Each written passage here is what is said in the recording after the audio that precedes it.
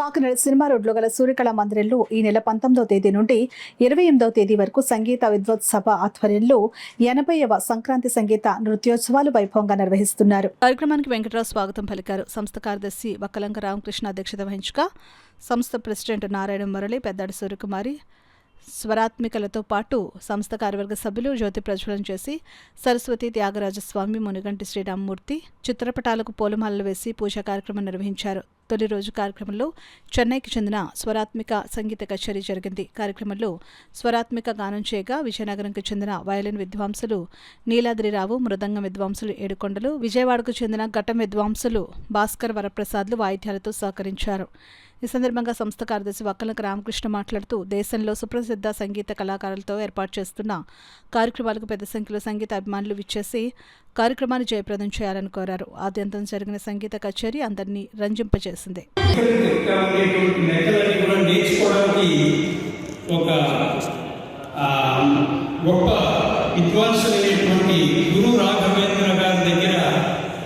శిక్షణ పొందుతున్నారు. వారికి చిన్నప్పటి నుంచే అనేకమైనటువంటి అవార్డులు, మెడ్రాస్లో ఉన్నటువంటి సభలన్నింటిలో కూడా వారు గోల్డ్ మెడల్, ఫస్ట్ ప్రైజ్ తీసుకున్నటువంటి వారు.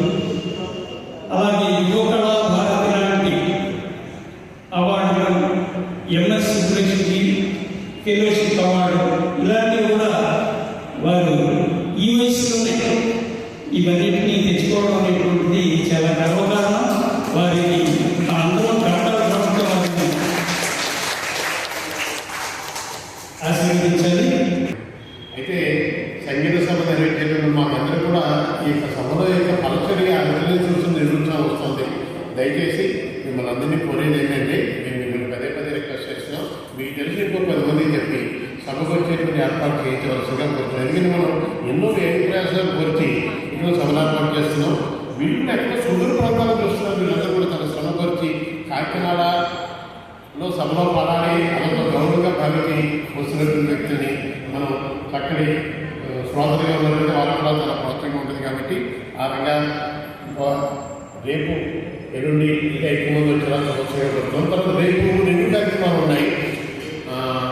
సీత వర్తనగర సీత అనే అమ్మాయి 3 years బ్యాక్ 4 years బ్యాక్ ఒకసారి మన దగ్గర నృత్య ప్రదర్శన ఇచ్చింది. అలాగా రేపు అమ్మాయి నృత్య ప్రదర్శన కార్యక్రమం 5:30 అవుతుంది. దయచేసి గమనించండి. సాయంత్రం 5:30 6 అమ్మాయి నృత్య ప్రదర్శన ఉంటుంది. ఆ నృత్య ప్రదర్శన తర్వాత వీణ యుగంలో మనం ఎన్నో జరుగుతుంది. వీణ సంగీత కార్యక్రమం ఉంటుంది. సంగీత నేర్చుకునే విద్యార్థులందరినీ కూడా ఎంకరేజ్ చేయాలని చెప్పి 2 days ప్రోగ్రాం పెట్టడం జరిగింది. దానికి ఎంతోమంది అవార్డులు వచ్చేవారు, పిల్లల్ని ఆశీర్వదించేవారు, పెద్ద పెద్ద కచేరీలన్నీ వెళ్ళడం జరిగింది. తర్వాత కాంపిటీషన్స్ కూడా పెట్టారు. కాంపిటీషన్ పెట్టినప్పుడు ప్రథమ బహుమతి, ద్వితీయ బహుమతి, తృతీయ బహుమతి అని జూనియర్స్కి, సీనియర్స్కి పెట్టడం జరిగింది. మామూలుగా ఆదితాళం ఒక కీర్తన పాఠము నాడు పెట్టారు. తర్వాత నా దగ్గరికి వచ్చి అడిగారు, దీన్ని మారిస్తే బాగుంటుందేమో అన్నమాట. అర్థాలవరం పెట్టండి, స్టూడెంట్స్ ఎంకరేజ్మెంట్ ఉంటుంది, లేకపోతే ఆయతలం ఒకటి పాడేసి ఒక కీర్తన పాడేసి వచ్చేస్తారు అని చెప్తే పాపం ఆయన అలాగే చేయడం జరిగింది.